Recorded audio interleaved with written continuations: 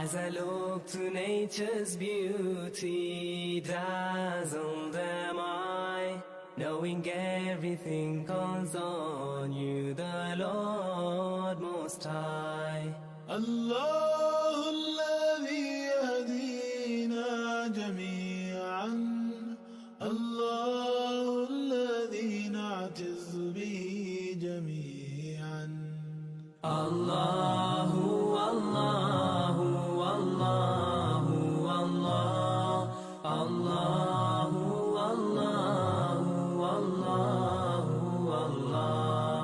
الله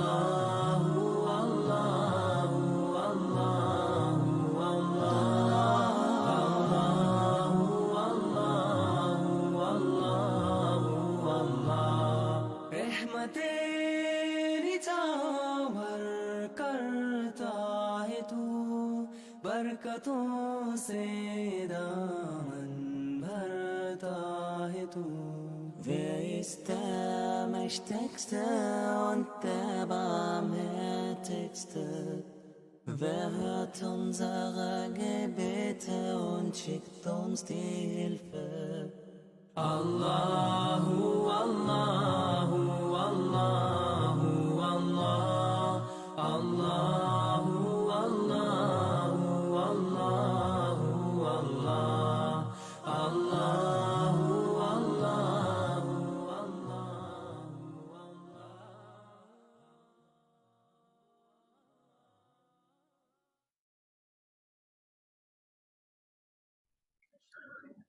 Baik, bismillahirrahmanirrahim. Assalamualaikum warahmatullahi wabarakatuh. Alhamdulillahi rabbil alamin, wassalatu wassalamu ala nabiyyina Muhammadin wa ala alihi wa sahbihi ajmain. Qala Allah Ta'ala, a'udzu billahi minasyaitonir rajim. Rabbi shrah li sadri wa yassir li amri wahlul 'uqdatam min lisani yafqahu qawli. Allahumma ati nafsi taqwaha wa zakkiha anta khairu man zakkaha anta waliyuha wa maulaha. Para penonton yang saya hormati, terima kasih sekali lagi atas sokongan anda untuk menonton pada malam ini siri syarahan bersiri, syarahan perdana menerusi siaran langsung Facebook Masjid Al-Istiqamah, insya-Allah. Alhamdulillah, kita bersyukur pada malam ini kita bersama dengan Ustaz Muhammad Nazri Muhammad Wahid yang mana akan menyampaikan siri syarahan tersebutlah berkenaan tajuk pengorbanan sang kekasih. Apa khabar Ustaz? Selamat malam Ustaz. Ustaz, apa khabar Ustaz? Sihat? Alhamdulillah sihat.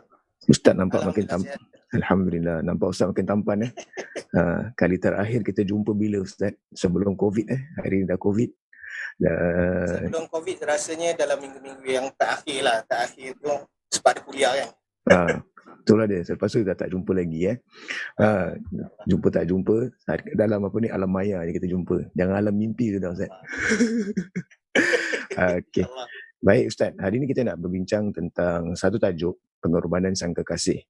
Bila kita katakan tentang pengorbanan sang kekasih ini, mungkin ada yang pun tergambar dalam minda mereka, kenapa tiba-tiba Masjid Istiqamah menggunakan perkataan kurban. Sebab kita dah nak masuk dalam bulan kurban. Dan seperti mana yang kita tahu pun, kita dah masuk pada malam ini dah masuk kepada malam 12 Zulkaidah ataupun 13 Zulkaidah lah. Bila mana dah masuk Zulkaidah, kita dah bersiap-siap untuk kata orang tu nak masuk kepada bulan Zulhijjah.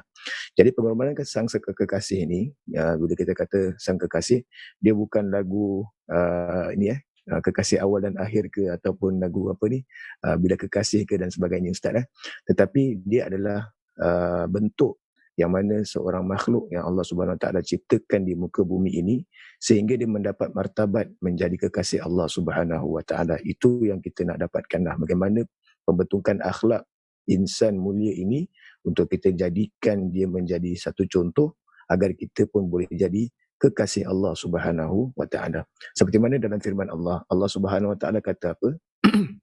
A'udzu billahi minasyaitonir rajim. Wa man ahsanu dinan mimman aslama wajhahu lillahi wa huwa muhsinun wattaba'a millata Ibrahim hanifa. Wattakhadallahu Ibrahim khalila. Dan siapakah yang lebih baik agamanya daripada orang yang ikhlas menyerahkan dirinya kepada Allah sedangkan dia pun mengerjakan kebaikan dan ia mengikuti agama Ibrahim yang lurus. Dan Allah mengambil Ibrahim menjadi kesayangannya. Jadi nak dapatkan kekasih tu bukan satu benda yang mudah. Sebab Nabi Ibrahim memerlukan pengorbanan demi pengorbanan yang dilakukan. Dan Nabi Ibrahim ni, kalau kita lihat kata-kata singkap, dia merupakan di antara Nabi Ulul Azmi. Kalau saya tak silap lah, dia di antara Nabi Ulul Azmi. Dan pada malam ni, kita punya, apa kata orang tu, matlamat ataupun sasaran lah.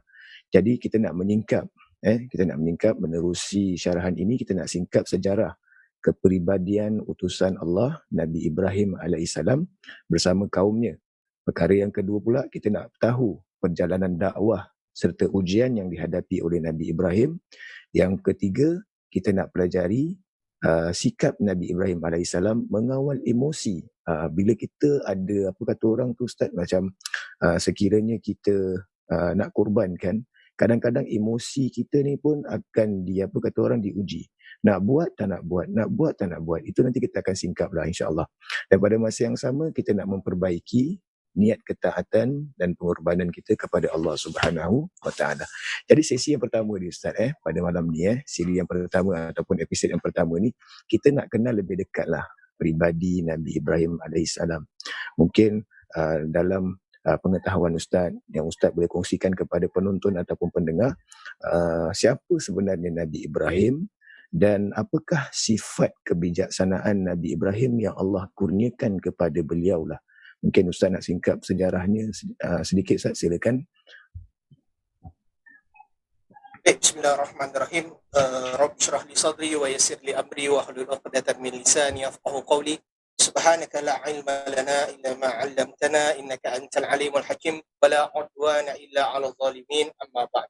Pertamanya saya ucapkan jutaan terima kasih kepada dunia dakwah, Lembaga Pentadbir Masjid Istiqamah, Ustaz Farhan dan tim atas kesediaan untuk memberikan keizinan ataupun amanah untuk berkongsi pada minggu ini ataupun sepanjang bulan Julai, kita katakan, untuk kita sama-sama bukan hanya sekadar melihat tetapi kita sama-sama merenung bagaimana dalam kita nak melaksanakan ibadah korban, tetapi kita bukan hanya sekadar mengenali apa yang dikatakan sebagai berkorban tiap tahun, tetapi mengambil pengajaran, mengambil satu pendekatan bahawasanya apa yang dikongsikan di dalam Al-Quran sebagai contoh pasti mendatangkan suatu hikmah yang begitu besar. Kenapa peristiwa ketika mana Allah Subhanahu Wa Taala datangkan fil manam, datangkan di dalam mimpi Nabi Ibrahim itu perintah untuk zabih ataupun perintah untuk melaksanakan penyembelihan kepada Nabi Ismail.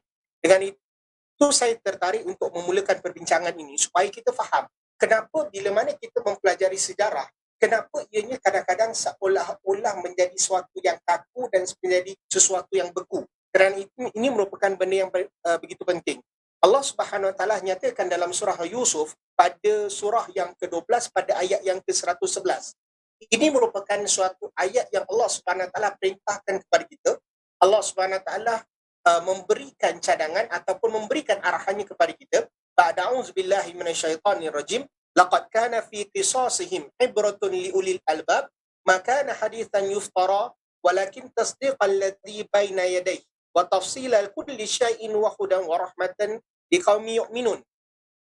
Para pendengar, tuan-tuan yang menonton, mungkin kalau ada masa nak ambil Quran dan sebagainya untuk sama-sama kita melihat, cari Quran terjemahan untuk kita buka kepada surah Yusuf pada ayat yang ke-111. Allah Subhanahu Wa Taala memerintahkan, Allah Subhanahu Wa Taala menyatakan kepada kita secara terjemahannya, sesungguhnya pada kisah-kisah mereka itu terdapat pengajaran bagi orang-orang yang mempunyai akal. Al-Quran itu bukanlah cerita yang dibuat-buat, akan tetapi membenarkan kitab-kitab yang sebelumnya dan menjelaskan segala sesuatu dan sebagai petunjuk rahmat bagi kaum yang beriman. Baik. Tuan-tuan, bila mana kita melihat kepada ayat Allah Subhanahu Wa Taala ini, kita harus menyatakan ataupun meyakini bahawasanya Al-Quran ini memberikan 3 pengajaran penting. Dalam surah Yusuf tadi, pada ayat yang ke-111 tadi, bahawasanya Allah memerintahkan kepada kita, yang satu, Al-Quran ini adalah sebagai kisah.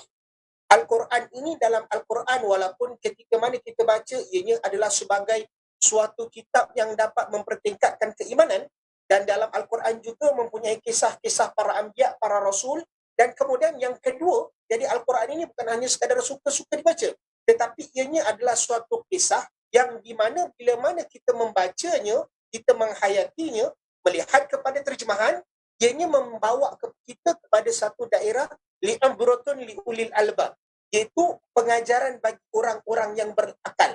Jadi dalam Al-Quran banyak kali Allah ulang perkataan ulul albab.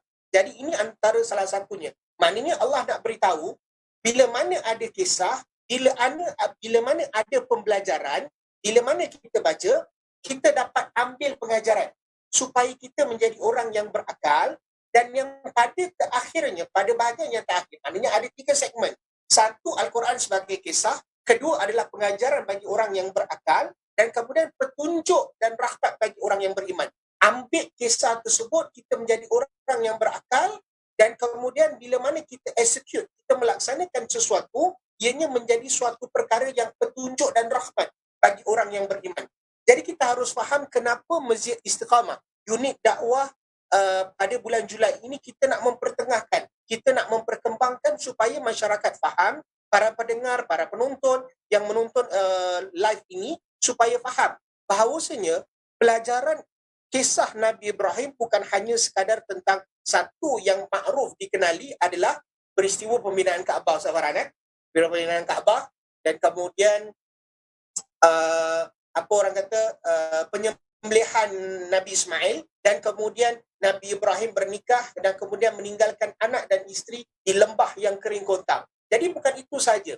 Sebab tu pada sesi yang pertama kita nak mengajak kepada semua untuk berfikir dan merenung siapa Nabi Ibrahim sebenarnya daripada sudut sejarah. Apa yang kita nak dapat dan apa yang kita nak melihat. Dengan itu sudi saya menyingkap bahawasanya antara yang benda yang paling utama sekali bagi kita sebagai seorang Muslim bukan hanya sekadar mengenal nama Nabi Ibrahim AS, tetapi apakah nama sebenar Nabi Ibrahim. Kerana orang Arab mempunyai sifat yang begitu unik, di mana mereka ini mempunyai silsilah yang begitu menyambung. Sehingga kan bila mana kita melihat nama yang menyambung, kita memahami bahawasanya Nabi Ibrahim, keturunan Nabi Ibrahim bukan suatu perkara yang main-main, tetapi mempunyai datuk moyang yang sampai kepada Nabi yang sebelumnya. Sebagai contoh, ataupun nama Nabi Ibrahim AS yang sebenar adalah Ibrahim bin Tarikh, nama ayah dia. Ada sebahagian kitab sejarah meletakkan namanya adalah Azar, dan ada yang meletakkan nama Tarikh. Bin Nahur bin Saruh bin Ra'u bin Nafiq bin Abir bin Sam bin Nuh AS. Jadi salasilah nasab keturunan Nabi Ibrahim AS sampai kepada Nabi Nuh. Maknanya ini adalah cucu cici dia. Dan ini silsilah ni, walaupun ianya adalah agak rumit, nanti saya akan bawakan kerumitan bagaimana nak menentukan di mana tempat kelahiran baginda Nabi Ibrahim AS. Jadi sebab zaman dahulu, bila mana sejarah ini ditulis, sejarah ini dibukukan, ianya adalah bergantung daripada lisan. Jadi nama-nama, sebab tu kenapa ada orang letakkan di sebahagian kitab sejarah meletakkan namanya Azar. Kenapa di dalam sebahagian kitab meletakkan namanya Tarikh? Kerana disebabkan kerana kata orang tu penyampaian secara lisan, kadang-kadang itu ada perbezaan dan sebagainya. Jadi disebabkan di situ. Itu adalah daripada nama Nabi Ibrahim AS. Kalau katalah baginda Nabi Muhammad SAW, kita kenal nama ibunya, kalaulah ditanyakan kembali kepada kita, siapakah nama ibu kepada Nabi Ibrahim AS? Kalau ayahnya, either kita hafal tarikh ataupun Azhar, dipersilakan. Kerana itulah yang diberikan, itulah yang disampaikan oleh ahli sejarah. Dan malahan, kalau katalah menyimak di dalam kitab Al-Bidayah wa Nihayah oleh Ibnu Katsir, itu adalah nama yang telah saya sebutkan tadi. Maknanya Ibrahim AS bin Tarikh. Kalau katalah kita tak sampai kepada Sam bin Nuh sekalipun, cukuplah kita faham kalaulah ada orang tanya, siapakah nama Nabi Ibrahim yang sebenar? Mungkin pihak Masjid Istiqamah boleh buat quiz lah kepada para pendengar yang ada ni kan. Siapakah keturunan ataupun nama panjang penuh dan sebagainya. Jadi saya ulang sekali lagi, namanya adalah Ibrahim bin Tarikh bin Nahur bin Saruh bin Ra'u bin Nafiq bin Abir bin Sam bin Nuh AS. Jadi nama ibu kepada Nabi Ibrahim AS di dalam Qisasul Anbiya, Ibnu Katsir juga menukilkan bahawasanya namanya adalah Amilah. Dan dalam masa yang sama, uniknya adalah bila mana kita mengkaji, kita membaca, bila mana amanah ini memaksa saya sendiri secara peribadi untuk menyemak di dalam buku-buku sejarah. Ianya adalah cantik dan indahnya bahawasanya keturunan ataupun susunan ibu kepada Nabi Ibrahim, Amilah ini juga sampai kepada Sam bin Nuh. Jadi nama beliau adalah, sebahagian kitab pula meletakkan nama ibu kepada Nabi Ibrahim adalah Buna, bukan Amilah. Jadi sebahagiannya dalam Qisasul Anbiya letakkan Amilah, manakala Al-Kalbi menyatakan bahawasanya Buna. Buna bin Qarbita bin Qarasi dari keturunan Arfashakhsar bin Sam bin Nuh. Maknanya sampai juga kepada Sam bin Nuh. Jadi maknanya mempunyai satu silsilah yang begitu besar. Baiklah, baik Amilah ataupun Buna, dan kemudian mempunyai suami yang namanya Tarikh dan juga Azar, mereka ini mempunyai tiga orang anak lelaki. Jadi yang pertama itu adalah Nabi Ibrahim alaihissalam, dan kemudian Nahur, dan kemudian Haran. Jadi Haran ini anak yang ketiga daripada keturunan mereka, melahirkan seorang nabi. Jadi tuan-tuan, jadi kalau katalah kita perhatikan bahawasanya keturunan para anbiya sebelum Nabi Muhammad SAW, dia telah memberikan suatu katuran tu silsilahnya begitu cantik. Sam bin Nuh adalah antara keturunan ataupun moyang Nabi Ibrahim AS. Dan kemudian dalam masa yang sama, adik-beradik daripada Nabi Ibrahim melahirkan, bila mana berkahwin dan sebagainya, melahirkan seorang Nabi yang namanya Nabi Lut AS. Jadi ini adalah suatu perkara yang begitu cantik. Dan dalam masa yang sama, saya juga nak menekankan kepada para pendengar bahawasanya dalam kitab sejarah, bila mana kita mungkin mempunyai beberapa kitab yang tertentu kita baca, mungkin ada serba sedikit yang kenapa buku A tidak bercakap tentang ini? Kenapa buku B bercakap? Ataupun kalau katalah mereka bercakap sekalipun, tetapi kenapa mempunyai fakta yang agak berbeza? Baik tuan-tuan, saya membawa ataupun mengajak tuan-tuan untuk merenung bahawasanya nak daripada Nabi Adam AS nak sampai kepada Nabi Muhammad SAW, di pertengahan itu ada para anbiya, terputus mereka itu makan ribuan tahun. Imam Suyuti rahimahullah menyatakan bahawasanya daripada Nabi Adam AS nak sampai kepada Nabi Nuh AS itu adalah 3,000 tahun. Lama tu tuan-tuan. Maknanya 3,000 tahun tu, maknanya kalau katalah sekarang ni 20 dah tahu dia? 2020 dah. Dah 2020. So maknanya kalau 1,000 tahun kita nak dapat dari lagi seorang lagi Ustaz Farhan. Wallahualam lah Ustaz Farhan tak hidup tu saya tak pastilah kan. Tapi nak menyatakan bahawasanya Nabi Adam sampai ke Nabi Nuh itu adalah 1,000 tahun. Dan bila mana daripada Nabi Nuh alaihissalam nak sampai kepada Nabi Ibrahim terpecah kepada dua pandangan perbezaan. Yang pertama, daripada Imam Suyuti rahimahullah menyatakan 1,000 tahun. Manakala daripada Qisasul Anbiya Ibn Kathir menyatakan perbezaannya itu adalah 3,000 tahun. Dan kemudian daripada Nabi Ibrahim AS nak sampai kepada Nabi Musa adalah 700 tahun. Manakala Nabi Musa nak sampai kepada Nabi Isa AS 1,500 tahun. Nabi Isa AS nak sampai kepada Nabi Muhammad SAW adalah 600 tahun. Jadi perbezaan yang terlalu besar. Jadi kalau katalah kita menyatakan bahawasanya pada awal bahagian biografi perkenalan kepada Nabi Ibrahim AS, perbezaan itu bukan suatu benda yang begitu ketara bagi kita selagi mana kita dapat asasnya. Maknanya memahami bahawasanya Nabi Ibrahim ini adalah utusan Allah yang diberikan kelayakan untuk diangkat menjadi seorang nabi dan juga seorang rasul.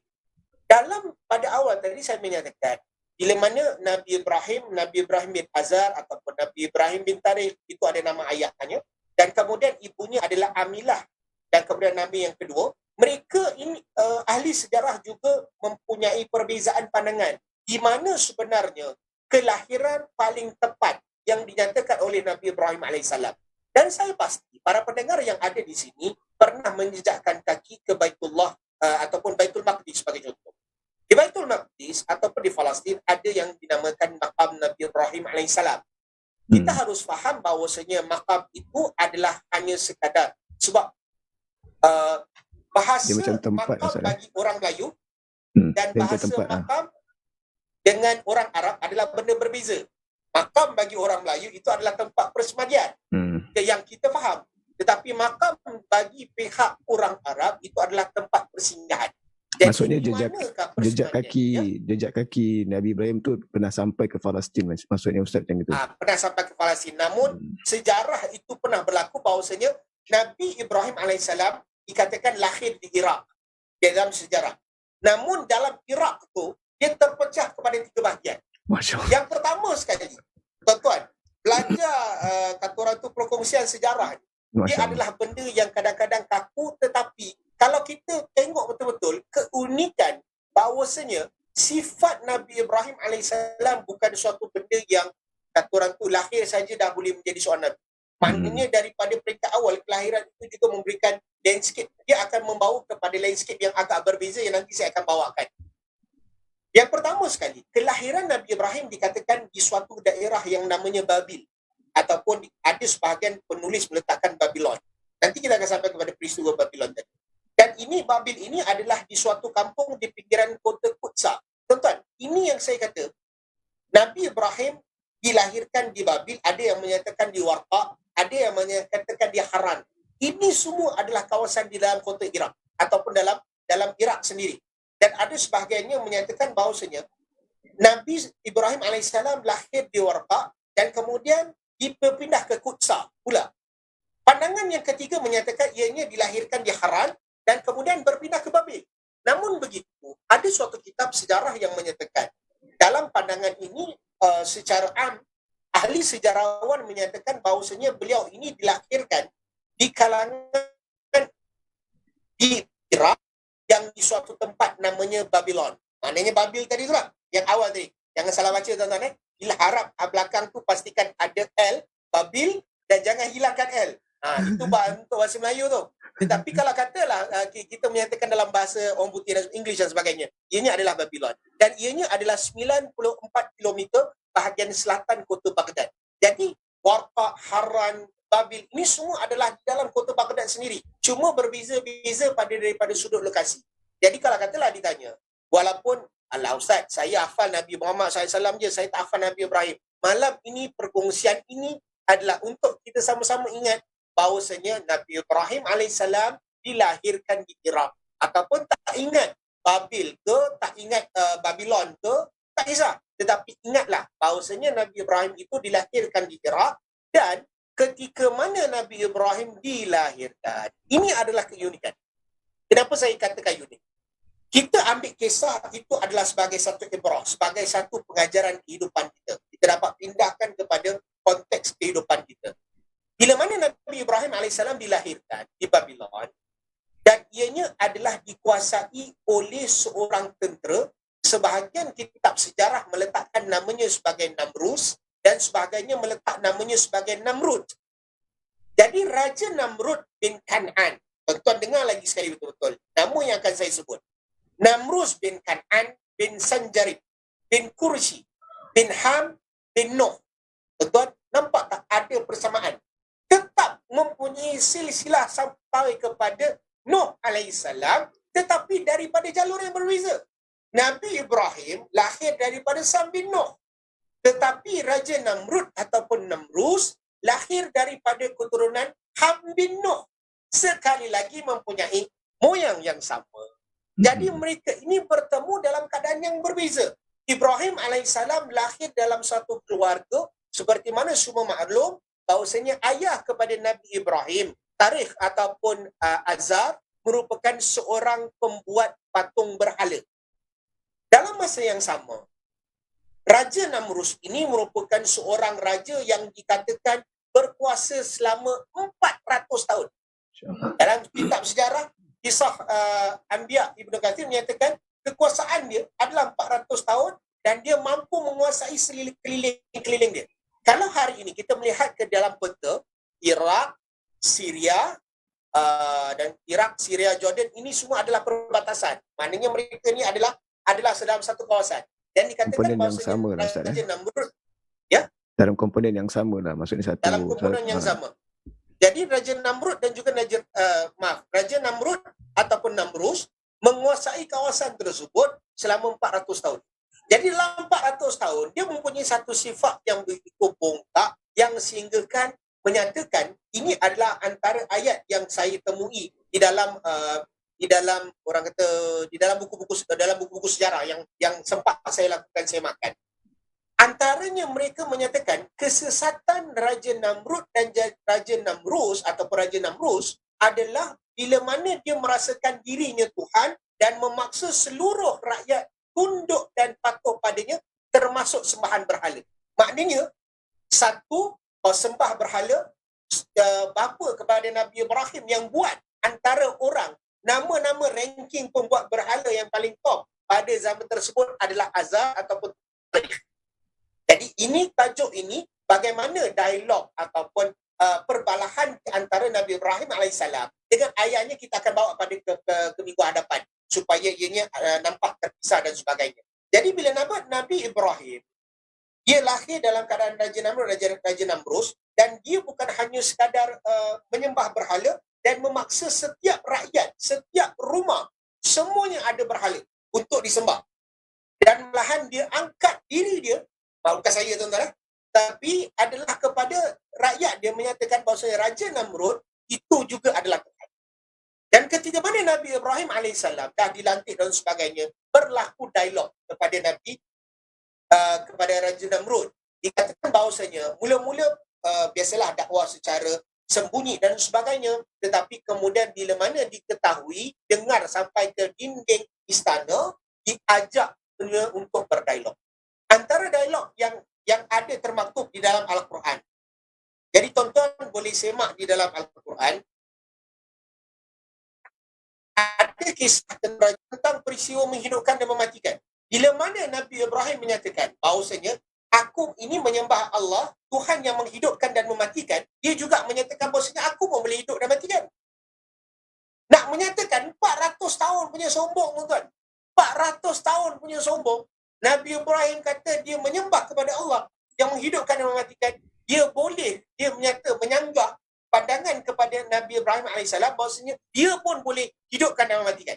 Ustaz, saya nak tanya, Ustaz, saya nak mencelah, minta maaf Ustaz. Waktu dalam kehidupan Namrus dan juga Nabi Ibrahim ni, adakah mereka lahir secara bersama ataupun Nabi Ibrahim lahir sahaja sudah pun dalam penaklukan Namrus? Okey, baik. Terima kasih Ustaz Farhan di atas kata orang tu potong setengah jalan. Tak ada masalah. Dia benda santai supaya saya pun ni first time, dia pun agak ni juga kan Ustaz Farhan, minta maaf lah kalau ada kekurangan. Baik. Raja Namrus dikatakan bahawasanya ataupun Raja Namrud, dia telah lahir dahulu daripada Nabi Ibrahim dan dia telah menguasai Babylon tersebut lebih awal daripada itu.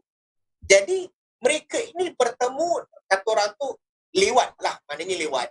Tapi dalam masa yang sama, bila mana berbalik kepada tadi, bila mana dia katakan, jadi tuan-tuan boleh fikir, bila mana seseorang itu bongkak, dalam sejarah membuktikan perbuatan Raja Namrud. Orang yang bongkak, dia mempunyai suatu pemikiran, suatu akal yang kadang-kadang sesungguhnya bahasa layman term ni, kau ni merepek lah. Kenapa saya katakan macam itu? Bila mana Nabi Ibrahim kata, aku menyembah Allah yang boleh menghidupkan dan mematikan. Raja Namrud, tuan-tuan, dia panggil pengawal dia, suruh keluarkan 2 orang bantuan tahanan sampai mati.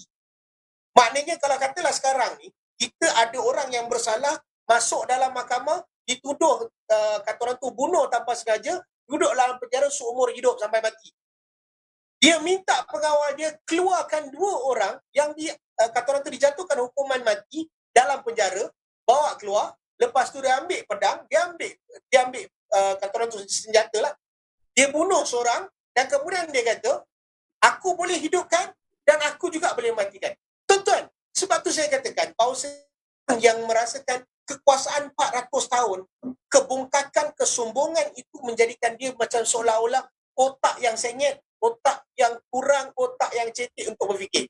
Sedangkan itu hakikatnya, kalau dipikir balik, dia bukan menghidupkan dan mematikan. Dia bunuh orang tu, tuan-tuan. Jadi ini merupakan satu perkara yang kita menyatakan bahawasanya bila membaca sejarah Nabi Ibrahim, hidup dalam keadaan ataupun hidup dalam kekuasaan seorang raja yang zalim. Dan dalam sejarah juga menyatakan bahawasanya dalam sejarah, maknanya yang dikatakan bahawasanya selain daripada Fir'aun dan sebagainya, ada juga yang namanya Mukhtasar, seorang kafir yang zalim sebagai seorang raja, dan yang juga mempunyai perangai yang sama, hampir sama. Jadi dalam masa yang sama, tuan-tuan, setiap fasa dinasti, setiap raja-raja yang ada dalam sejarah, Fir'aun dan sebagainya, kalau katalah kita bercakap tentang Fir'aun dan Qarun, kita tahu gudang dia nak buka kunci, nak buka tempat simpanan harta tu memerlukan orang yang angkat begitu ramai. Dalam kerajaan Babylon, ada suatu kisah yang diletakkan sebagai di mana Raja Namrud meminta untuk dibinakan menara. Menara yang dipanggil sebagai Menara Babylon. Kenapa nak buat menara? Sebab nak tunjukkan bahawasanya dia berkuasa dan dia ada kemampuan untuk buat menara. Tetapi yang dikerahkan siapa? Yang dikerahkan adalah orang-orang rakyat biasa. Yang rakyat-rakyat biasa ini, tuan-tuan, dalam sejarah, orang Arab, dia ada cuma dua pekerjaan. Satu, gembala. Yang kedua adalah bercucuk tanam. Zaman Raja Namrud hidup, zaman Nabi Ibrahim, mereka dua hidup dalam keadaan yang ini. Maknanya kerja gembala ataupun bercucuk tanam. Jadi bila mana diarahkan kepada untuk dibinakan Menara Babylon, dalam sejarah mengutip, sebahagian kitab sejarah mengaitkan apa yang berlaku. Perbuatan Raja Namrud mengerahkan rakyat dia untuk buat adalah sama seperti mana yang ada dalam surah Qasas pada surah yang ke-28 pada ayat yang ke-38. Jadi tuan-tuan, para pendengar boleh menyemak. Saya cuma hanya sekadar menceritakan daripada sudut kronologi daripada ayat ataupun ayat yang ke-38 di mana Fir'aun, perbuatan apa yang Fir'aun lakukan dan perbuatan apa yang Raja Namrud lakukan adalah benda yang sama. Fir'aun perintahkan kepada Haman untuk dibakar tanah liat untuk dibuat bangunan. Jadi maknanya sama. Dan kemudian, tetapi kenapa? Kenapa diperintahkan kepada rakyat untuk nak bina? Satu, dalam ayat surah Ghafir, pada ayat yang ke-36 hingga 37, ada ayat yang disebut Ashabus samawat fa'atli'u ila ilahi Musa. Maksudnya apa tuan-tuan? Bila mana diperintahkan, Fir'aun perintahkan Haman untuk buat menara, Fir'aun sebenarnya mengejek ataupun memberikan sindiran, buatlah menara yang tinggi supaya aku dapat naik menara tersebut dan aku dapat tengok dongak atas menara tu untuk aku lihat ilahun Musa. Siapa Tuhan Musa ni? Sebab Nabi Musa AS, tuan-tuan, daripada Nabi Adam sampai kepada Nabi Muhammad SAW, mereka mengajak umat, mereka berdakwah untuk menyembah Allah Subhanahu Taala yang satu. Namun dalam masa yang sama, bila mana dibawakan dakwah tersebut kepada mereka yang telah pun mensyirikkan Allah Subhanahu Taala, berada dalam keadaan kekufuran, kekejaman, mereka merasakan bahawasanya aku lebih hebat. Fir'aun pun merasakan diri hebat, Raja Namrud juga merasakan lebih hebat, dan buat menara bukan hanya sekadar nak tunjuk kehebatan, tetapi memberikan sindiran, kalau betullah Ibrahim itu, dia ada Tuhan, buatlah kan menara, aku nak naik ke atas puncak menara untuk aku lihat siapa Tuhan Nabi Ibrahim AS. Jadi tuan-tuan, saya rasa bagi para pendengar, cukup dahulu untuk kita faham, untuk kita kenal siapa Nabi Ibrahim AS. Maknanya Nabi Ibrahim AS ini mempunyai keturunan sampai kepada Nabi Nuh AS. Ayahnya adalah seorang pembuat berhala yang paling dikenali pada zaman Raja Namrud yang berkuasa. Namun dalam masa yang sama, kita bukan hanya sekadar memahami peristiwa Nabi Ibrahim lahir di mana, tetapi memahami bahawasanya Nabi Ibrahim hidup daripada awal memang dah berada dalam keadaan ujian di atas kesombongan orang lain, di atas kesombongan Raja Namrud kerana menidakkan untuk menyembah Allah Subhanahu Wa Taala. Jadi tuan-tuan, pengajaran yang paling utama untuk kita menjadi ulul albab, untuk kita menjadi manusia yang menyembah Allah Subhanahu Wa Taala, pertama, satu saja perkataan, jangan sombong. Sombong daripada sudut harta, sombong daripada sudut emosi. Sekarang ini masih COVID, sekarang ini masih pandemik. Pada awal-awal saya cukup terkesan bila mana ada sahaja masalahnya datang daripada agamawan. Jangan takut, kita tawakal. Tawakal cukup rendah. Ini orang tak ada iman. Masjid tutup, ni namanya akhir zaman. Tuan-tuan, ingat. Jangan jadi Raja Namrud. Jangan jadi Raja Namrud. Jangan sombong. Allah Ini macam gila tentukan kuasa, sesuatu. Ustaz. Ya? Gila kuasa. Dah kira macam dia lebih berkuasa. Sebab dia tahu segala-galanya. Dan kemudian, macam itulah. Jadi, satu je. Jangan sombong. Apa keadaan? Harta, emosi, ilmu kita tak ada, kita kata kita tak ada. Kan? Dengan tiba-tiba, dialah jadi tukang apa, kata orang tu, Tok Selampit lah. Tok Selampit. Dia bukan doktor, dengan tiba-tiba dia doktor. Oh, inilah yang boleh, kata orang tu apa, mengubat penyakit COVID dan sebagainya. Yang paling tak boleh tahan tu Ustaz Farhan tu. Lauk ikan singgang pun boleh jadi juga ni. Sebab dia punya ni Ustaz, dia punya acuan yang dilegunakan tu. Kan? Ikan singgang pun boleh jadi. Jadi insyaAllah cukup dahulu di situ siapa Nabi Ibrahim AS, insyaAllah. Dan manfaat. Mungkin ada soalan. Terima kasih Ustaz. Kalau nak tengok kepada bentuk sejarah, kita ni secara lazimnya, kalau tengok sejarah pun kita tengok sejarah Siti Piramli, sejarah-sejarah artis dan sebagainya. Tapi jarang sekali kita nak cari sejarah para anbiya, sejarah para sahabat, sejarah para ulama. Sebab bila kita belajar sejarah ni, kita nampak kebesaran-kebesaran yang Allah Subhanahu Wa Taala berikan kepada mereka. Kalau saya boleh tambah sikit lah, kira uniknya mereka ni, contohnya kita ambil sebagai Imam Syafi'i. Sejarah Imam Syafi'i, daripada kecil usianya 5 tahun, dia dah boleh menghafal Al-Quran. Jadi kalau kita ambil contoh mereka ni, kita gunakan dalam sistem kekeluargaan kita, insyaAllah kita boleh lakukan. Sebab usia anak 5 tahun ni, dia macam sponge, dia boleh serap. Kalau macam saya sekarang ni Ustaz, dah 38 tahun, dia makan lagi 10 tahun Ustaz kalau nak hafal Quran Ustaz. Dengan pemakanan, dengan penglihatan. Ustaz 38 muda lagi. 38 telah tolak 83, tolak ke belakang 83 Ustaz. Macam tu Ustaz. Baik. Jadi bila kita tengok sejarah ni, macam tadi saya katakan, saya tengok silsilah tu penting. Silsilah kekeluargaan tu penting. Sebab tu dalam Islam suruh kita jaga silsilah nasab ni. Jadi kita tengok silsilah nasab para Nabi ni, dia sampai balik kepada Nabi Nuh. Dia sampai lagi balik kepada Nabi Nuh. Nabi Nuh sampai balik kepada Nabi Ibrahim. Jadi kalau kita tengok kepada keturunan nasab ni, kita tak boleh nak katakan kita ni, apa kata orang tu, resis lah. Sebab kita mempunyai datuk yang sama.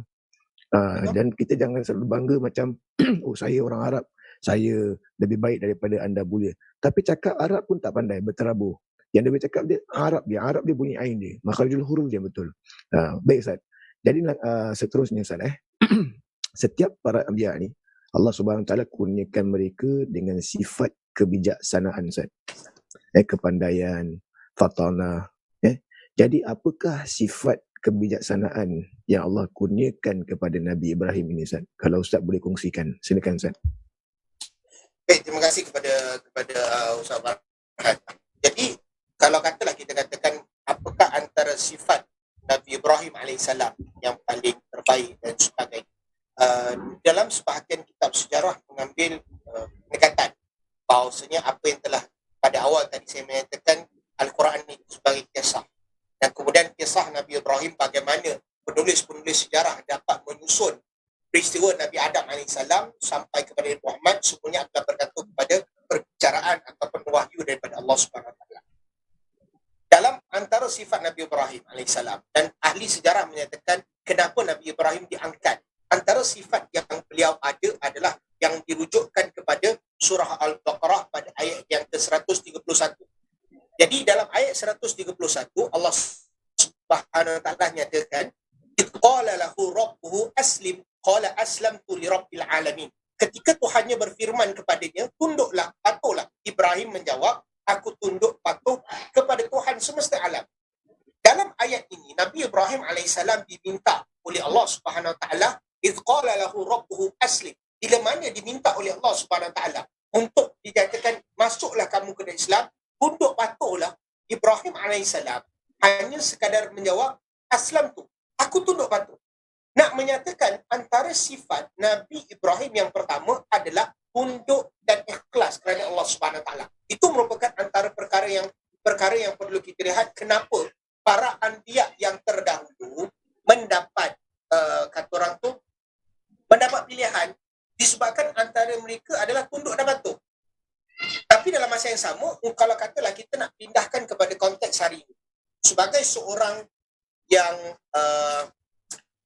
kata antara manusia sebagai contohlah, kita nak tunduk patuh. Kita nak dalam konteks hari ini, kita nak menyatakan bahawasanya dalam keadaan sekarang, pekerjaan hilang, kalau bos kata kalau kau nak juga bekerja, tak boleh balik kerja juga. Adakah saya nak jadi seperti Nabi Ibrahim? Maka dengan itu saya tunduk dan patuh. Tuan-tuan, ayat yang tersebut menyatakan, kita nak kena faham.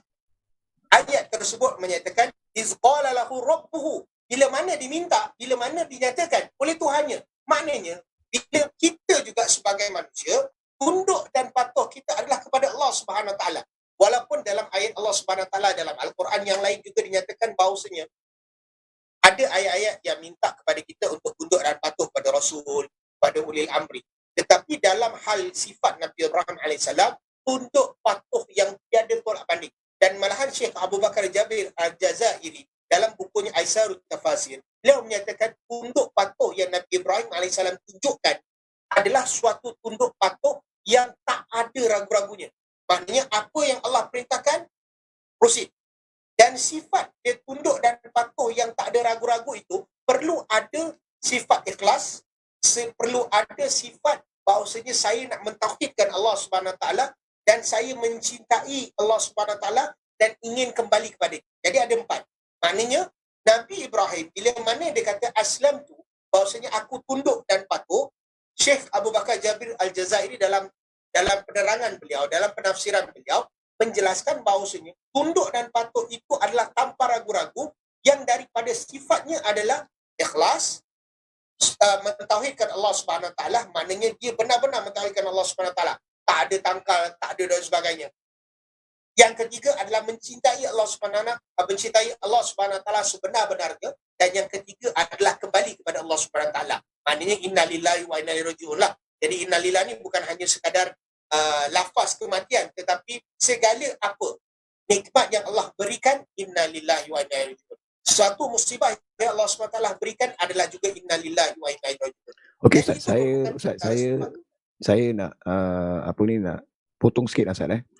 Hari ini kalau kita lihat bila mana masjid dibuka untuk solat lah secara berjamaah semula, dan pada hari Jumaat pun kita diminta untuk lakukan solat Jumaat sebab masjid dah buka.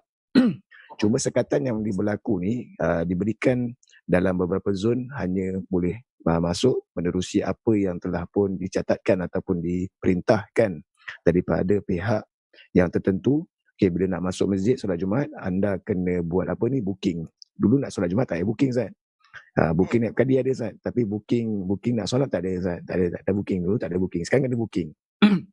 Jadi bila kita kata patuh ni Ustaz, kalau kita nak masukkan kepada sifat ketaatan ataupun tunduk ni, adakah dia ikut secara secara membuta tuli, maksudnya tidak ikut kepada perintah ataupun ikut kepada perintah? Sebab bila mana kita buka masjid ni, ada sebahagian daripada jemaah yang masih lagi berdegil. Kita kata dengan mereka, kalau boleh sabar, anda tak dapat semayang, anda nanti solatlah masuk kepada masjid, solat zuhur seperti biasa. Tapi mereka ni berdegil sehingga kan mereka solat di kawasan luar masjid, sehingga kan mengganggu ataupun menghalang orang yang nak lalu lalang dan sebagainya. Macam mana Ustaz? Ni bukan saya ni cuma kita balik kepada sejarah ni, sebab kita nak belajar konsep sejarah. Kalau kita belajar ni dengar saja, tapi kita tak nak cuba mentelaah ataupun mengkaji apa yang berlaku di sekitaran kita, sebenarnya sejarah yang lepas tu dia mengajar kita pada hari ini. Jadi kalau macam Ustaz punya panduan ataupun penerangan Ustaz, mungkin Ustaz boleh berikan pencerahan kepada mereka-mereka yang kita katakan bukan degil Ustaz. Mereka sebenarnya baik, cuma macam terlalu mentaati sampai tak tahu nak gambarkan yang mana satu taat, yang mana satu kita nak kena buat. Mereka macam tu Ustaz. Silakan Ustaz. Baik. Saya rasa dalam topik ni dia agak sensitif bila mana dinyatakan bagaimana dan sebagainya. Baik, bagi orang awam secara amnya mereka memahami apa itu fiqh melalui para aimah mazhab, 4 mazhab, mereka faham daripada sudut akidah ketaatan, dan mereka faham daripada sudut rukun Islam, rukun iman dan sebagainya. Itu kefahaman. Tetapi antara kekurangan yang ada, ianya adalah daripada sudut usul dan juga daripada sudut qawaid fiqhiyah. Maknanya usul fiqh, qawaid fiqhiyah, dan ini adalah antara subjek-subjek yang dipelajari oleh para asatizah dan agamawan. Dan kadang-kadang sebahagian perkara itu, bila mana kita nak taat, kita taat kepada perintah Allah Subhanahu Wa Taala. Kita taat kepada apa yang Nabi sallallahu alaihi wasallam perintahkan kepada kita. Tetapi untuk pelaksanaan, proses itu memerlukan kepada usul, proses itu memerlukan kepada qawaid fiqhiyah. Bila mana ada satu darurat, dalam satu kaedah, darurat itu boleh tergugur sekiranya mendatangkan suatu kata orang tu dalam keadaan sekarang lah. Darurat itu maknanya, kalau katalah kita kata sekarang, untuk orang awam, kita harus faham COVID yang ada, pandemik yang ada ini bukan suatu perkara yang main-main. Maknanya, walaupun mungkin daripada kita sukar untuk menerima daripada sudut logik akal, tetapi memahaminya bahawasanya ianya adalah tetap mendatangkan bahaya, bahawasanya bercakap berdepan melalui pernafasan, melalui LEO mungkin, itu boleh kata orang tu pass through. Seperti mana yang semalam dinyatakan bahawasanya dekat kawasan Tampines ada keluarga yang terlibat dengan banyak kan. Antara pembacaan yang saya baca adalah disebabkan kerana jangkitan itu mungkin berlaku daripada sebab sentuhan, daripada lift dan sebagainya. Dan itu walaupun transmitted, dia benda yang dia macam contohlah kalau sekarang saya jumpa Safaran. Pada awal dahulu, mantan mufti kita, salam mufti kita kan. Ya, semua orang membuatkan perkara tersebut adalah satu yang benda memikir. Benda yang macam, alah, asal boleh je kan, bukan sebenarnya apa susah tak boleh salam, iman tak kuat ke dan sebagainya. Perkara tersebut, dia perlu berpindah kepada sudut kaedah dan juga sudut usul. Maknanya proses, apa yang diperintahkan oleh Majlis Ugama Islam Singapura. Saya berterima kasih juga, saya bersyukur sebab tempoh hari waktu hari Jumaat yang pertama dan hari Rabu ada taklimat tentang bagaimana jawatan kuasa fatwa memberikan fatwa, mengeluarkan fatwa, kenapa dikurangkan, dihadkan dan sebagainya. Jadi antara para jemaah yang ada di luar sana, kita faham sudut hukum tetapi kita tak faham daripada sudut qawaid dan usul. Jadi apa kalau katalah sekiranya masjid dah buka, kedepannya bagaimana nak memahamkan lagi? Tanggungjawab asatizah juga besar. Maknanya ajar fiqh lagi lepas. Dia dah tak boleh stand alone fiqh yang macam tu. Alamak, Ustaz Nazri cakap ni dia macam jadi makin beban pula kan. Tapi bukan begitu. Dia adalah benda yang bila mana kita belajar harus dikaitkan, harus diselitkan dengan usul fiqh dan juga qawaid fiqhiyah. Disebabkan kerana keadaan sekarang, usul dan qawaid itu adalah antara kunci bagaimana majlis fatwa seluruh dunia, bukan Singapura, seluruh dunia. Hatta kalau kita katalah kita nak menyamakan dengan negara sebelah, negara Malaysia sekalipun. Negara Malaysia pun, dia buka masjid dia pun tetap soft terpisah. Jadi ada usul dan ada kaedah. Jadi maknanya ketika mana dalam keadaan sekarang, kita nak menjadi orang yang tunduk dan patuhnya Nabi Ibrahim AS, jangan sekali-kali merasakan berbalik kepada siapakah Nabi Ibrahim, hidup di zaman, jangan sombong tadi, kita ikut. Kita redha dan kita tahu ini adalah antara yang terbaik. Tuan-tuan, perhatikan graf turun dan naiknya pada tiap-tiap hari. Pada awal sebelum phase 2 dibuka, jumlah tu kecil. Hari ini, dia dah makin naik, makin jadi 11, jadi 9. Tidak mustahil. Kalau saya katakan seandainya kita tidak menjaga agama, disebabkan kerana Islam ini adalah suatu agama yang suci dan suatu agama yang selalu dilihat sebagai suatu agama yang kucak kacir, yang menindas dan sebagainya. Tugas kita sebagai seorang Muslim dalam keadaan COVID-19, dalam keadaan pandemik yang sedemikian rupa, kita harus jaga agama, kita harus jaga kemurnian agama kita supaya tidak terjebak menjadi punca salah satunya wabak tersebar kembali. Dan seandainya itu berlaku, jangan keluarkan statement iman kubis, tak tawakal dan sebagainya. sebagainya. Jadi ini merupakan antara perkara yang penting. Jadi sebab tu saya katakan, jangan membengkukan sejarah, tetapi meletakkan sejarah itu sebagai tauladan, sebagai kisah yang lalu. Ambil apa sifat Nabi Ibrahim Aslam tu, tunduk patuh kita dalam keadaan sekarang. Kita bukan pakar tentang perubatan, jangan kita pandai-pandai jadi pakar perubatan. Saya bagi contoh, tunduk dan patuh dalam keadaan yang salah. Sebagai contoh sabaran, mungkin kita tarik sedikit dia punya ruang kata tu landscape dia. Contoh, orang yang ada sakit kanser sebagai contoh, doktor dah diagnose dan sebagainya, dan kemudian dah pun diperintahkan untuk kata orang tu berjaga-jaga, makan ubat. Datang hamba Allah yang lain, oh ada hamba Allah ini dia makan ubat ni, tak pergi doktor, kanser hilang dan sebagainya. Hamba Allah tadi, dia buang ubat doktor, dia ambil ubat yang tadi hanya kerana menyatakan bahawasanya orang tu boleh baik, kenapa tak boleh? Jadi tunduk dan patuh itu harus bertempat, tuan-tuan. Kalau kita bukan bidang perubatan, tunduk dan patuhlah kepada bidang perubatan. Kita bukan asatiza, tunduk dan patuh kepada waliul amr. Waliul amr dalam keadaan sekarang ini, pemerintah Islam yang ada di dalam Singapura yang bertanggungjawab adalah Majlis Hukum Islam. Tapi tuan-tuan juga perlu berhati-hati daripada sudut perkataan. Ustaz, saya tak solat Jumaat. Dah berapa bulan tak solat Jumaat, saya nak pihak Majlis Hukum Islam Singapura bertanggungjawab di atas. Kadang-kadang tahan sabar juga sabar waktu mula-mula awal-awal tutup kan. Tutup tak boleh bernikah pun, tunduk dan patuh dia tu. Allah hakim. Kalau saya berzina, dengan tiba-tiba statement tu boleh keluar. Kalau saya berzina, saya akan salahkan ROML sebab tak kasi nikah. Ni statement orang gila tu.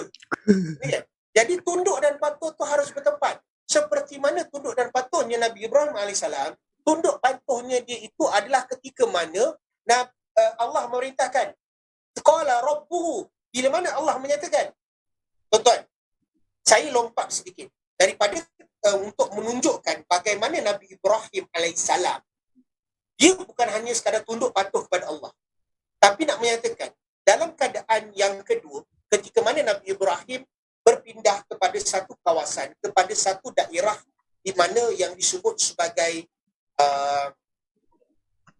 Haran, tak silap saya, di mana apa yang berlaku adalah Nabi Ibrahim diminta kawasan ataupun pada tempat tersebut mereka ini menyembah ataupun mereka ini kata orang tu bukan menyembah berhala, tetapi melihat kepada bintang-bintang. Jadi dia merasakan bahawasanya dia melihat bintang ini adalah Tuhan dia. Jadi Nabi Ibrahim AS ketika mana dia nak berdakwah kepada golongan tersebut, sekali lagi tunduk dan patuh itu bertempat, tuan-tuan. Apa yang Nabi Ibrahim lakukan? Nabi Ibrahim berdialog, Nabi Ibrahim berbual, dan apa yang berlaku adalah ketika mana keluarnya bintang, dia menyatakan bahawasanya inilah bintang yang aku suka, inilah bintang bahawasanya inilah yang aku sembah dan sebagainya. Ketika mana bintang tu hilang, dia menyatakan bahawasanya bintang yang hilang itu bukan lagi Tuhan. Matahari terbit, dia menyatakan bahawasanya inilah Tuhanku yang aku sayang, aku sanjung dan sebagainya. Dia mengikut rentak, tapi ikut rentak tu bukan betul-betul, tuan-tuan. Adalah kerana nak memancing supaya datangnya dialog daripada golongan kaum tersebut. Dan akhirnya kaum tersebut memeluk agama ataupun mengikut Nabi Ibrahim AS. Tunduk dan patuh itu hanyalah kepada Allah SWT. Dalam keadaan sekarang, tauhid kita juga harus kata orang tu taat dan patuh kepada Allah SWT. Kalau katalah kita kata dalam keadaan pandemik sekalipun, kita berbalik pada isu pandemik agar mudah supaya para pendengar mendengar dan memahami. Rezeki, tuan-tuan, ditentukan oleh siapa? Allah SWT. Kita nak katakan izqala rabbuhu aslim, qala aslamtu.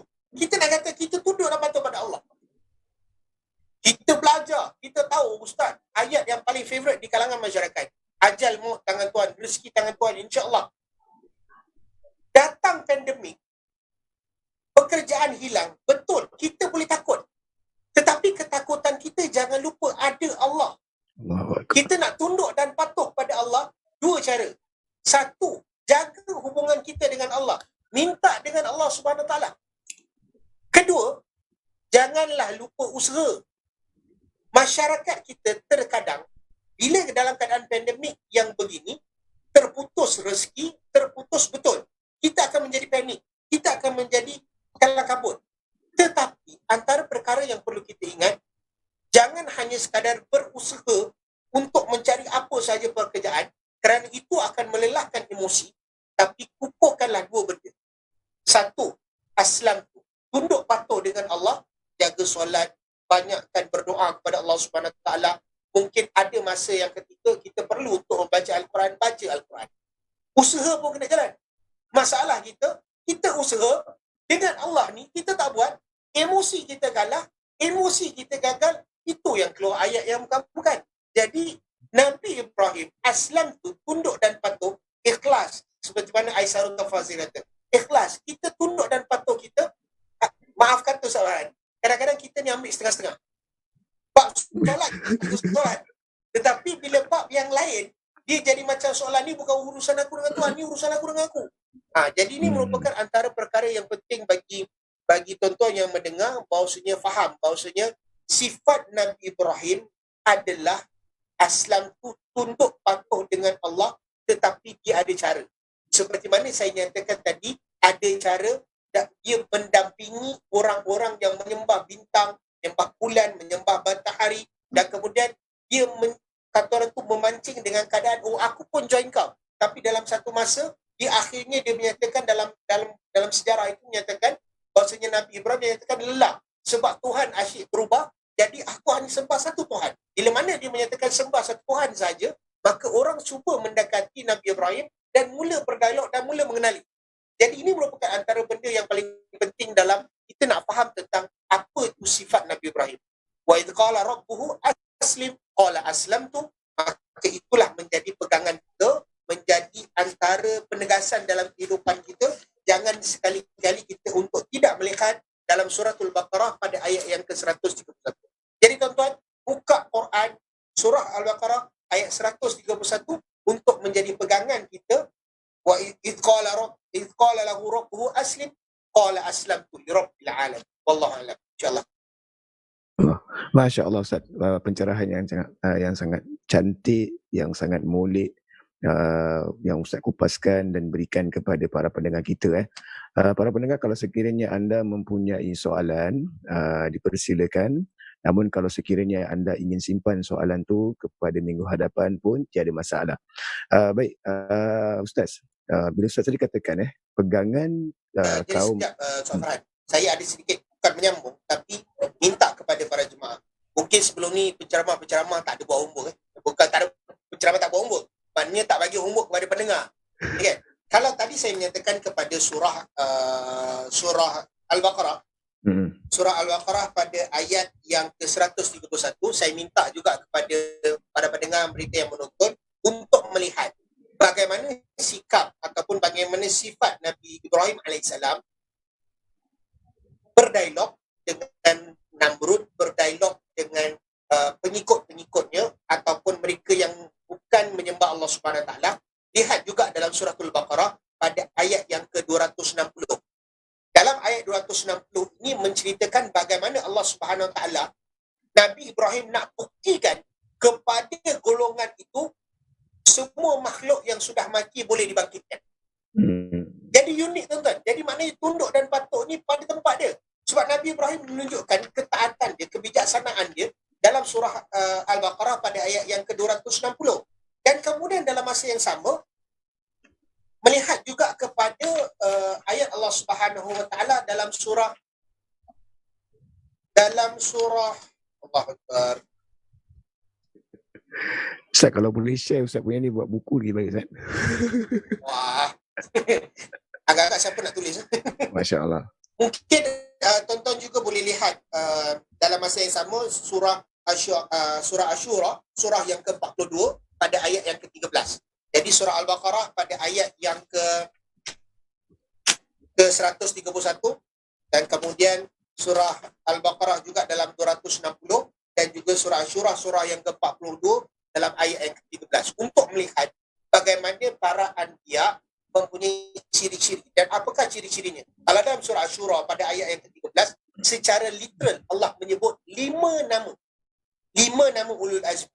Jadi kalau pening-pening lupa-lupa dan sebagainya, buka dalam surah Syura ayat 100 ayat yang ke-13 ada 5 nama. Siapa dia?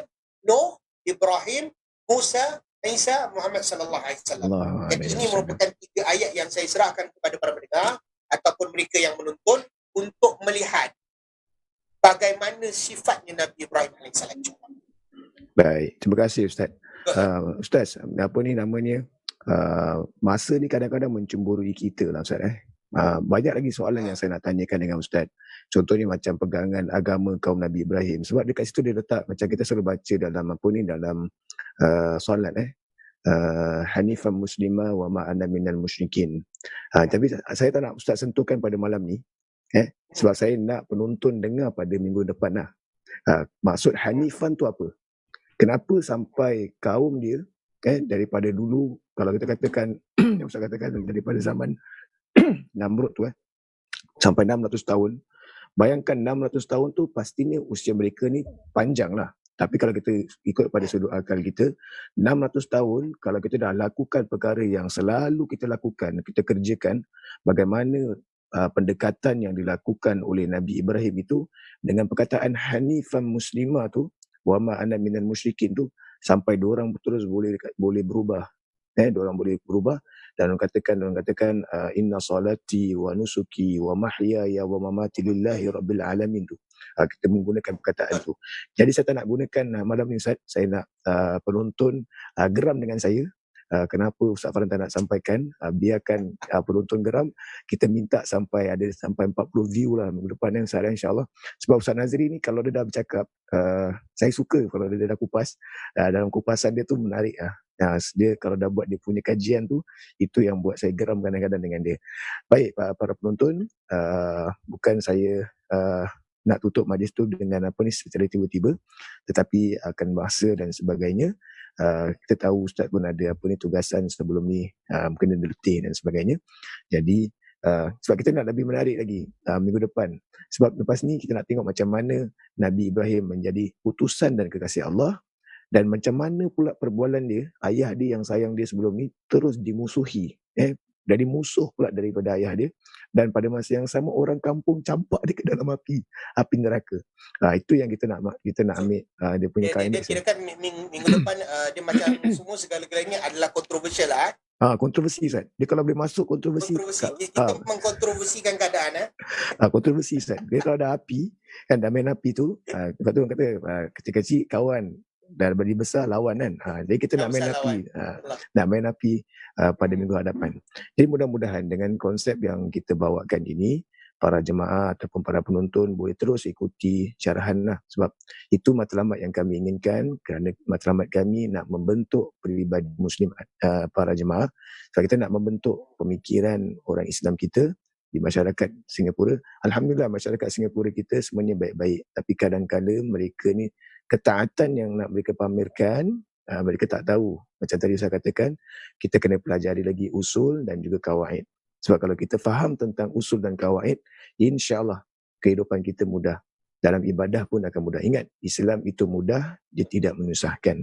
Jadi Ustaz, saya ambil kesempatan ni, para jemaah, kalau sekiranya anda ingin melaksanakan ibadah kurban pada tahun ini, Alhamdulillah, Masjid Al-Istiqamah adakan juga ibadah kurban, dan para jemaah bolehlah ikuti ataupun lungsuri Facebook kami, Facebook page Masjid Al-Istiqamah.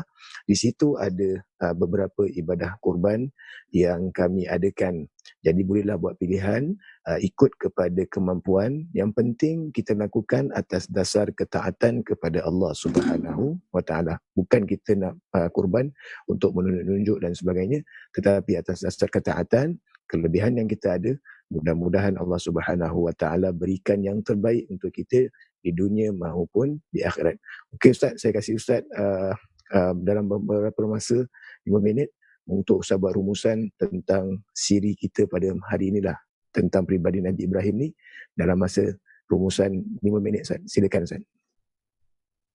Bismillahirrahmanirrahim. Yang pertama sekali saya ucapkan sekali lagi lah terima kasih kepada Ustaz Farhan, dan kemudian kepada viewers yang ada. Maklumlah bagi orang yang dikenali mungkin viewers tinggi sikit lah Ustaz. Tak apa Bagi Ustaz. saya yang biasa-biasa saja, Tak, yang mudah-mudahan penting ia Ustaz, memberikan saya punya pegangan Ustaz, dalam bentuk kita ni sebagai seorang pendakwah, kita tidak mencari populariti. Kalau populariti tu ada, itu nama dia kelebihan dia lah. Dan kita doakan kepada teman kita untuk dia lebih sihat sebab dia yang boleh mencerna. Kita cuma membantu dari belakang. Maksudnya kita dari suara-suara belakang yang menguatkan dia.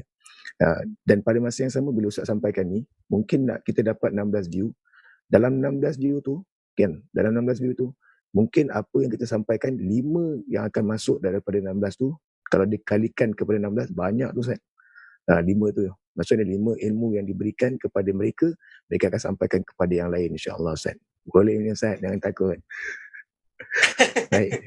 Tak adalah sebab bagi saya secara peribadi, bila mana online views ni dalam masa yang sama bagi mereka yang menonton dan sebagainya, bukan hanya sekadar menonton, mudah-mudahan dapat menyumbang kepada projek-projek infak yang ada di Masjid Istiqamah. Dan mungkin boleh lihat, sebab saya juga kadang-kadang juga projek-projek yang ada di Masjid Istiqamah. Jadi dalam masa yang sama, sebagai kesimpulan kepada apa perbincangan kita tentang siapa Ibrahim AS, keturunan, walaupun keturunan yang sama datang daripada yang sama, walaupun mempunyai perwatakan yang berbeza. Dengan itu kita nak menyatakan bahawasanya keturunan kita bukan menjadi punca siapa kita. Seandainya, sekiranya kita ini mempunyai keturunan yang mungkin agak gelap, kita jangan menyatakan bahawasanya kehidupan saya juga akan gelap. Kerana kita harus ingat, Allah Subhanahu Wa Taala dalam Al-Quran, dalam surah Ali Imran, Allah Subhanahu Wa Taala menyatakan, Allah menyatakan dalam surah Ali Imran, Alif Lam Ra, Kitabu anzalnahu ilaika litukhrijan nasi minadh dhulumati ila nur biizni rabbihim ila siratin azizin hamid. Allah menyatakan Alif Lam Ra, Kitabun anzalnahu ilaika, kitab yang kami turunkan kepadamu supaya kamu mengeluarkan manusia dari gelap gulita kepada cahaya terang benderang. Saya cuma nak mengambil daripada satu ayat dalam ayat surah Al-Imran pada ayat yang pertama, litukhrijan nas minadh dhulumati ila nur, mengeluarkan manusia. Apa sahaja keadaan kita, keturunan kita mungkin gelap, berbalikkanlah diri kita kepada Allah, pasti Allah akan bantu untuk mengeluarkan kita daripada kegelapan menuju terang benderang. Itu yang pertama, sebab keturunan Nabi Nuh AS ada Raja Namrud. Ada Raja Namrus. Ayah dia adalah pembuat berhala, tuan-tuan. Jadi keturunan bukan menjamin bahawasanya mereka ini adalah orang yang akan gagal selama-lamanya. Berbalikkanlah kepada Allah Subhanahu Wa Taala, seperti mana Nabi Ibrahim menyatakan kepada Allah, aslam. Kita tunduk patuh kepada Allah Subhanahu Wa Taala, bergantung kepada kaedahnya, dan insya-Allah mudah-mudahan dalam keadaan COVID yang sebegini rupa, dalam pandemik yang sebegini rupa, inilah masanya. Pada awal lagi saya menyatakan dalam keadaan posting FB saya, dalam beberapa penulisan saya menyatakan bahawasanya keadaan COVID ini datang, memang ianya adalah suatu pandemik, suatu yang menggerunkan, satu yang menakutkan. Tetapi satu kunci yang Allah Subhanahu Wa Taala ingatkan kepada kita, berbaliklah kepada Allah Subhanahu Wa Taala. Berbaliklah kepada Allah Subhanahu Wa Taala, bertakwalah kepada Allah Subhanahu Wa Taala, jaga hubungan kita dengan Allah. Memerangi COVID bukan hanya urusan mereka-mereka yang berada di frontliners. Kita pun sebagai seorang Muslim terutamanya, kita ada Allah untuk berdoa kepada Allah, menipiskan air mata untuk melenyapkan. Mungkin kita akan menyatakan bahawasanya, saya tak ada COVID, orang lain yang ada COVID. Pandai-pandailah dia nak doa. Sekali lagi, jangan jadi seperti Raja Namrud yang telah saya kongsikan tadi. Jangan sombong, hidup, berbaliklah kepada Allah Subhanahu Wa Taala. Jadi cukup dahulu di sini Ustaz Farhan. Mungkin minggu depan kita akan kongsikan dengan lebih kongsi lagi apa yang dinyatakan oleh Nabi Ibrahim AS, peristiwa-peristiwa Nabi Ibrahim AS yang akan menjadi benda yang kontroversi lagi lah, kehidupan Nabi Ibrahim. Tetapi apa yang kita nak adalah li'ibratun li'ulil albab. Kita ambil pengajaran tersebut agar kita menjadi orang-orang yang berakal, insyaAllah. Baik, Ustaz. Terima kasih, Ustaz. Berkenaan yang Ustaz sampaikan, mungkin para hadirin boleh buat rujukanlah daripada surah Ibrahim tadi, ayat yang pertama. Tengok yang pada zulumati, dia katakan kitabun anzalnahu ilaika litukhrijan nas minaz zulumati ilan nur. Kita ambil ayat tu, kita cuba tadabbur, kita cuba hayati maksud tersebut. Kalau kita sering kata yang keluarga kita kelam dan sebagainya, biar kita yang menjadi punca perubahan tersebutlah. Itu yang kita inginkan, insya-Allah. Baik, para hadirin, saya ucapkan terima kasih kepada anda semua kerana yang masih menonton. Terima kasih kerana terus menyokong aktiviti ibadah Masjid Al-Istiqamah. Mudah-mudahan apa yang disampaikan itu yang baiknya datangnya daripada Allah, yang lemah itu daripada diri kami berdua. InsyaAllah di masa yang akan datang, panjang usia, panjang umur, kita akan bertemu lagi insyaAllah. Wabillahi taufiq wal hidayah. Wassalamualaikum warahmatullahi wabarakatuh. Terima kasih Ustaz.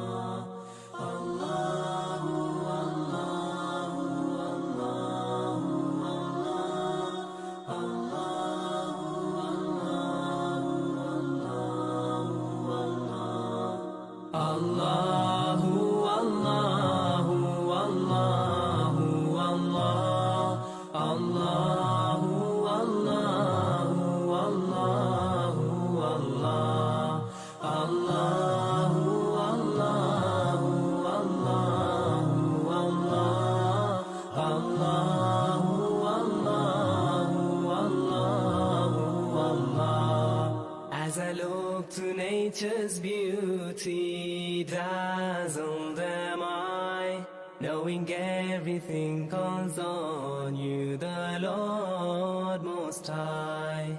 الله الذي يهدينا جميعا، الله الذي نعتز به جميعا. الله والله والله والله الله والله والله والله الله والله والله والله والله والله रहमतें निछावर करता है तू, बरकतों से दामन भरता है तू. Wer ist der Mächtigste und der Barmherzigste? Wer hört unsere Gebete und schickt uns die Hilfe? Allahu, Allahu, Allahu, Allah, Allahu, Allahu, Allahu, Allah, Allahu, Allahu, Allahu, Allah.